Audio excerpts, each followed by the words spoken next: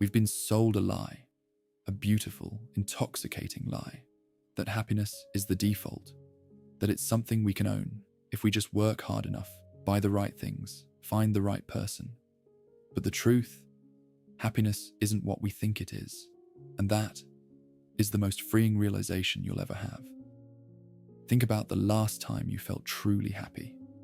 Not the version you staged for the world, not the posed smiles, the filtered sunsets, the captioned moments designed to prove something. No, think of the real one, the one that caught you off guard. Maybe it was a sudden laugh that burst out before you could stop it.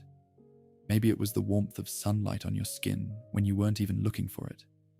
Or maybe it was something quieter, a silent understanding, a breath of peace in the middle of an ordinary day. That moment was fragile, wasn't it? Like holding a handful of water. The tighter you clenched, the faster it slipped away. Because happiness isn't a constant state. It's not a destination you arrive at and unpack your bags. It's a flicker, a spark in the dark, a single note in a symphony of emotions. And the more we try to freeze it, to demand it stay, the faster it burns out. We treat sadness like a failure, like a glitch in the system, an error to be fixed. We swallow it down, mask it with distractions, bury it under frantic productivity. But what if it's not a mistake? What if grief, anger, even boredom, these aren't obstacles to happiness, but the very soil it grows from? The Japanese have a word for this: mono no aware, the beauty of impermanence, the quiet ache of knowing that all things, cherry blossoms, summer nights, even our deepest joys, are fleeting. And yet, that's what makes them precious. Not despite their fragility, but because of it. A sunset would mean nothing if the sky never darkened.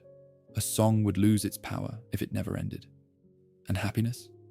It would be just another static noise, background radiation, if we didn't know its opposite.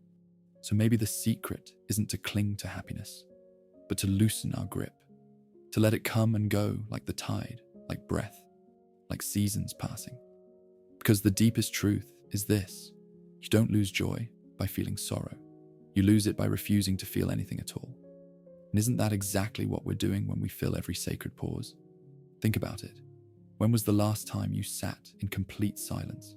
No phone, no distractions, just you and the quiet hum of your own thoughts. For most of us, that's terrifying. Because in that silence, things surface. Old regrets, unanswered questions, the parts of ourselves we've been running from. So we scroll, we binge, we numb. We fill every empty second with noise, anything to avoid the quiet, because the quiet is where the pain lives. But what if we've got it all backwards? And what if pain isn't the enemy we've made it out to be? Nietzsche once wrote, "To live is to suffer. To survive is to find meaning in the suffering." And he wasn't just being poetic. He was pointing to a fundamental truth about being human. Pain isn't a sign that something's broken. It's a sign that you're alive, that you care, that you're capable of feeling something deeper than the shallow dopamine hits of modern life. The happiest people I've ever met weren't the ones with perfect lives. They weren't the ones who avoided suffering at all costs.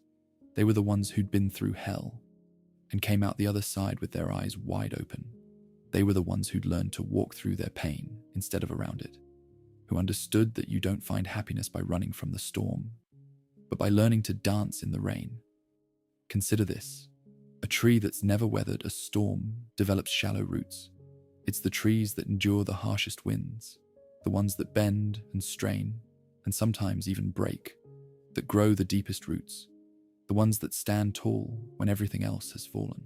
Your pain is like that. It's not something to escape. It's something to grow through, to learn from, to transform. Every great love carries the risk of loss. Every meaningful journey requires leaving something behind. Every authentic connection demands vulnerability, which means opening yourself up to hurt. But that's the trade-off. That's the price of admission to a life that's truly lived. Because the alternative, a life of numbness, of half-felt emotions and carefully curated experiences, of never really risking anything, and therefore never really gaining anything. So here's the choice. You can spend your life running from discomfort, medicating every ache, smoothing out every rough edge. Or you can embrace the full, messy, beautiful spectrum of what it means to be human. You can accept that pain isn't the opposite of happiness. It's part of the same continuum. And that by turning toward it instead of away, you're not just surviving. You're finally fully alive. The storm will come either way. The only question is, will you hide from it, or will you learn to dance? It appears in the spaces between our striving. That unguarded laughter that bursts forth before you can think to capture it for social media. The way golden hour light hits your kitchen wall on an ordinary Tuesday, turning dust motes into constellations. The warmth of your coffee cup against your palms as you stare out a rain-streaked window, lost in thought but profoundly present. Happiness isn't some distant country we must pilgrimage to. It's the ground beneath our feet that we've been too busy searching to notice. It's not something you pursue like a predator hunting prey, but something you witness, like the first realization that spring has come. The paradox is this: the more desperately we ask, "Am I happy?" the more we turn joy into a performance. The more we treat contentment like an achievement to unlock, the more it retreats into the shadows. But when you stop keeping score, when you abandon the endless self-surveillance of your emotional state, that's when you discover the secret. You weren't ever lacking happiness. You were just too busy measuring it to feel it. So here's my challenge to you today. Stop chasing the shadow of what you think happiness should look like. Stop treating joy like some rare trophy to be won and displayed.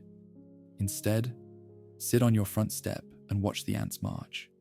Let a conversation wander without steering it. Taste your food like it's the first bite you've ever taken. Be bored.